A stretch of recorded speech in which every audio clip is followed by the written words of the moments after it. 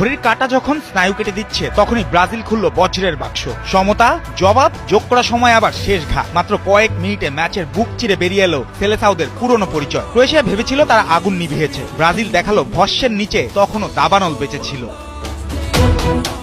শুরুর বাসি থেকেই ম্যাচটা ছিল ধাক্কাধাক্কির লড়াই। ফুটবলের চেয়ে ফাউলের গল্প বেশি। প্রথম 11 মিনিটে 11 ফাউল, ছন্দের চেয়ে ছিল সংঘর্ষের গন্ধ। কিন্তু সেই ধাক্কাধাক্কির অন্ধকার ভেদ করেই ধীরে ধীরে আলো জ্বালায় ব্রাজিল। 19 মিনিটে ভিনিসিয়াস জুনিয়রের কাটব্যাক থেকে দানিলোর শট, তারপর জোয়াও পেদ্রোর জোড়া চেষ্টা। প্রতিবারই সামনে দাঁড়িয়েছিলেন ডমিনিক লিভাকোভিচ, যেন একাই ক্রোয়েশিয়ার প্রাচীর।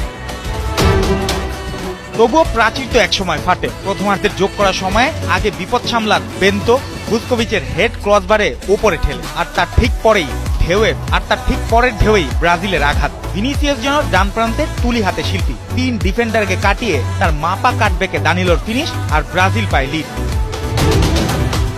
দ্বিতীয়ার্ধে তবে স্ক্রিপ্ট বদলায়। ক্রোয়েশিয়া চেপে ধরে, বেন্তো ঠেকান ক্রামারিচের গতি, বুস্কোভিচও সতর্ক বার্তা ছুড়ে দেন।